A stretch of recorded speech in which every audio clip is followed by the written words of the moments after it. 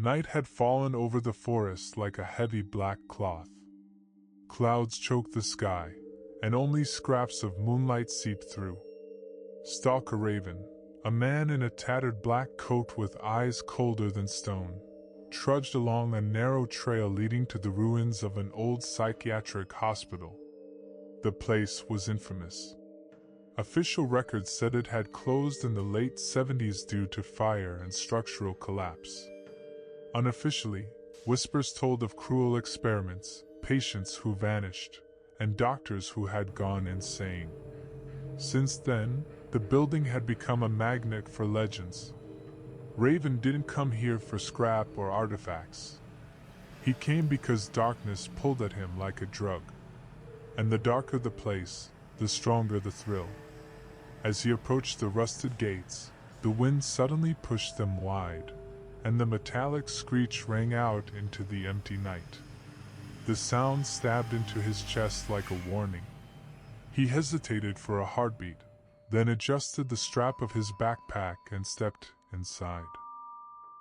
The first corridor greeted him with a reek of rot and mildew. Broken glass crunched beneath his boots. Strips of torn wires dangled from the ceiling like dead vines. His flashlight carved narrow tunnels of light through the dark, catching glimpses of rusted stretchers, beds with cracked leather restraints, and stains that looked disturbingly like dried blood. Then footsteps.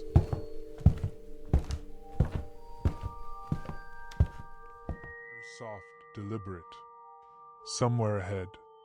Raven froze, swung the beam of his flashlight down the corridor. Nothing. Hallucination, he muttered, though his pulse hammered in his throat. He pulled out his recorder, clicked it on.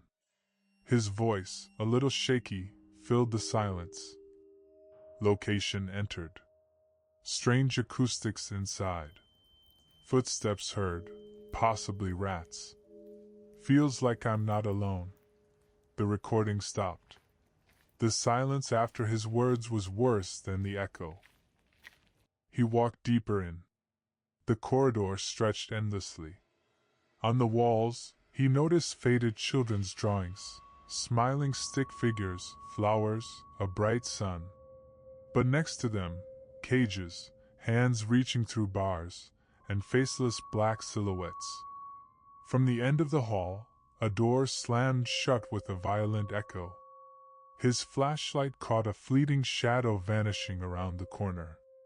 On the wall, words had been scratched in jagged letters. They are always watching. Don't listen to the whispers. But the whispers had already begun. At first faint like wind. Then clearer, dozens of voices murmuring at once, hissing into his ears. Why are you here? You won't leave, you're ours now. Then, a single voice rose above the rest, soft and intimate. Raven, come to us. And that was when his confidence cracked. He wiped sweat from his brow. To block the whispers, he played a static track of rainfall on his recorder. But the hiss of rain spilled into reality. Droplets pattered against shards of glass at his feet. Raven looked up. The ceiling was dry, no leaks. Yet the sound persisted, merging into a low drawn-out sigh. Aya, before vanishing. On the wall, where an evacuation map once hung, a new word bled through the paint as if written from inside the plaster. Here. An arrow pointed toward a side hallway, narrow and broken, with shredded curtains drifting in the draft. He followed, and in a dusty filing cabinet drawer, he found a card labeled. Name Raven. Diagnosis, acute psychosis. Ward isolation. He frowned. On the back were photographs, candid shots of him. At the gates. In the first corridor. Leaning over the very file he held now. The final photo was pure black, save for a thin strip of light and a handwritten note. Too late. Behind him, the air stirred. He spun. At the far end of the hall stood a figure in a doctor's coat, smeared with gray stains. Where its face should be was only a shifting blur, as if mud smeared across glass. It didn't walk. It glided. With each movement, damp stains blossomed across the walls. Raven backed away, instinct screaming. The figure slid into the dark like a curtain being drawn, but the weight of its gaze clung to the back of his skull like a cold hand.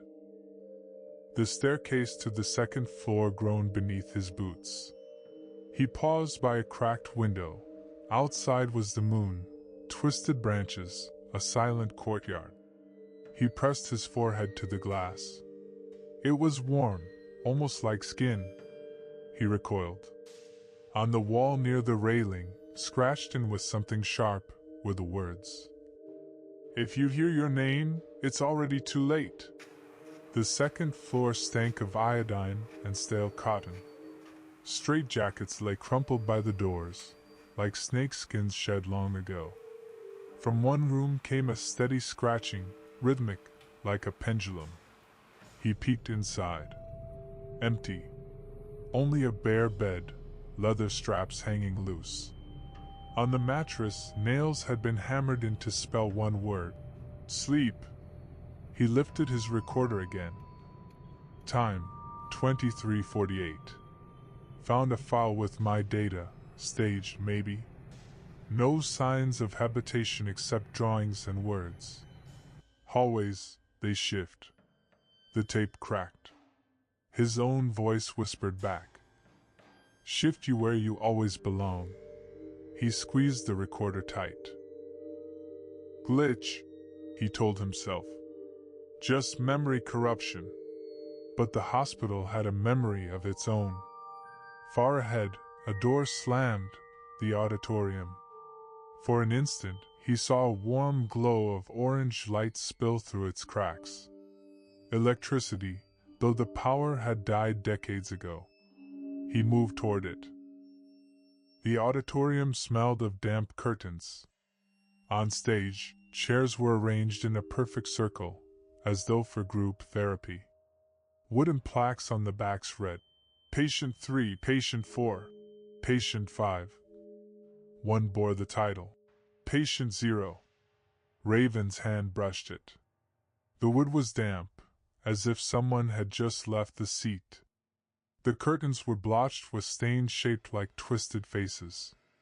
On the parquet floor, words had been scratched obsessively. Confess. Admit. Repeat. He sat down. The dark behind him felt worse than the circle before him. He opened the book left on the podium, brittle pages filled with scrawled case notes. Patient screams of shadows, administered dose, still hearing voices. Slipped between the sheets was a photo, a therapy group seated in a circle. The leader's chair was a void, burned away in the film. Beneath, "The leader is always the last to arrive." Movement rustled in the hall. He swung the light. The empty chairs turned, all at once, facing inward. The plaque, Patient 0, glared at him.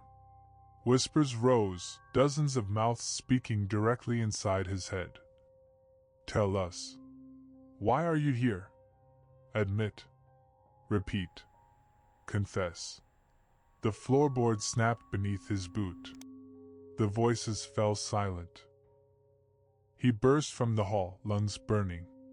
The corridor stretched longer, lamps flicking alive one by one like a heartbeat. He clutched a bone charm in his pocket, carved with a bird symbol, a talisman gifted by an old stalker. For a heartbeat, the whispers quieted. Then they returned, but in voices he knew, his mother's, calling his childhood name, a friend's laughter, a woman's warning.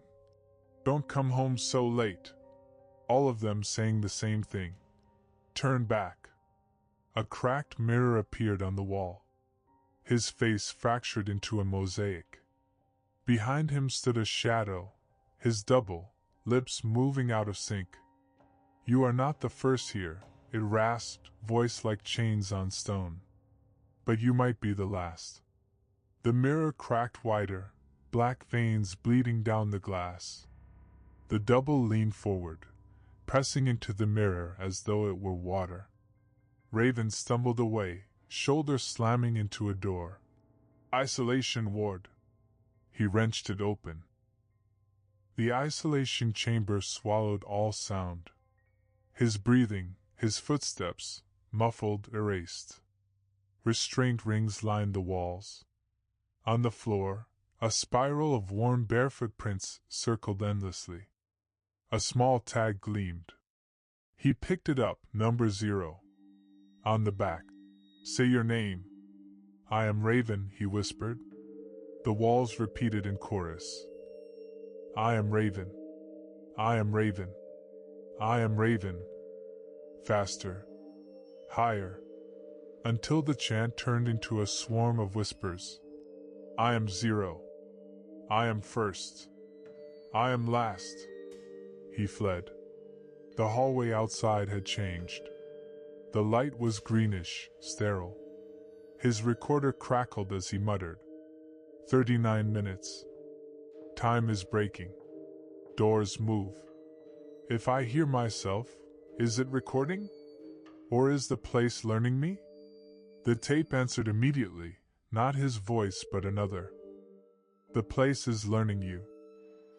He found the basement stairwell, cold air wafting like a freezer. The steps were slick with frost. Water dripped upward into pipes. At the end was a door with a round window. Warm orange light glowed inside. On the table lay a figure strapped with leather belts. Raven's stomach clenched. It was himself. Pale, lips cracked, eyes twitching beneath closed lids. Beside the table stood a tall, faceless doctor in a bloody coat. You are being treated, it said. The voice was everywhere. You see too much. Who are you? We are here. We are always. We are after. The strap down, him, opened its eyes. Pupils swallowed all white. Its lips mouthed. Too late. The lights blinked out. Darkness pressed in. He climbed blindly, as if scaling the ribs of something alive. When he emerged, the hall was pristine. Linoleum gleamed, walls freshly painted. The smell of bleach burned his nostrils. Somewhere, an elevator hummed. One ward was open. Inside, his childhood bedroom, recreated perfectly, peeling wallpaper with tiny ships, the same desk with a chipped corner, the same squeaky bed. On the wall hung a photo of a boy in a cardboard bird mask.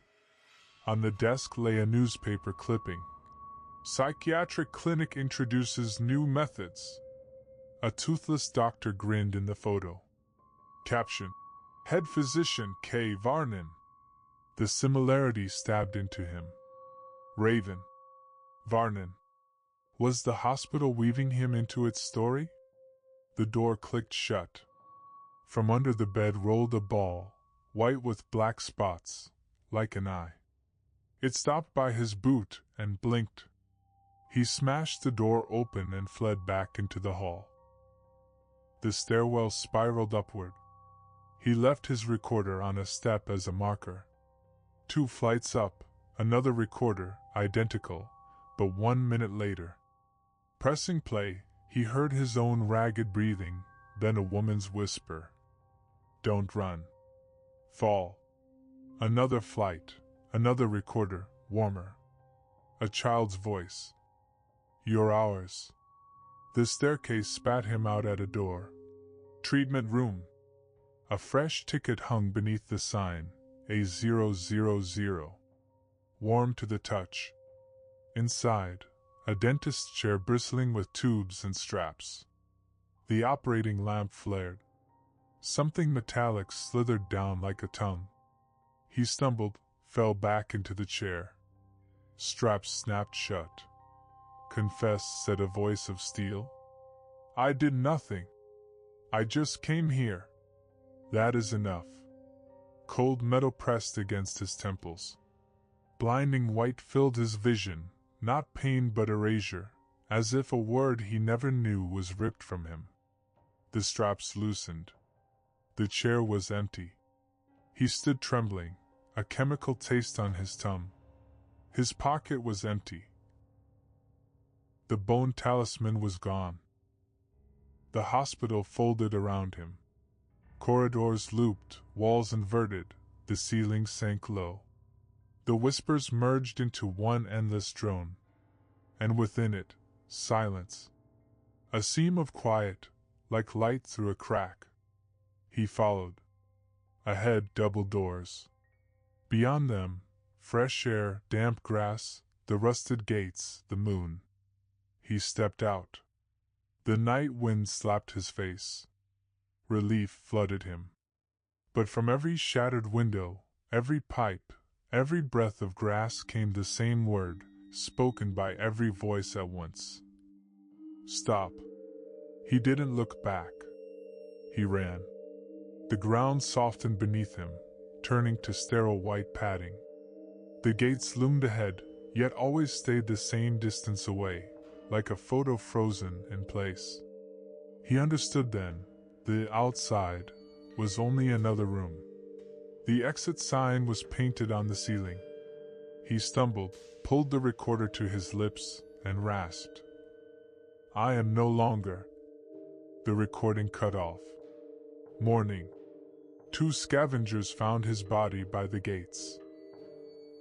His eyes were open, pupils blown wide, face twisted into an eerie, almost peaceful calm. The recorder blinked red. They pressed play. Long silence. Then a faint rustle, like wind through pipes. And at last, a child's voice, soft and cruel. Now he's with us.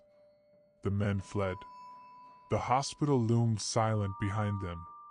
Only the broken glass chimed with the wind, spelling out words no living ear would ever hear.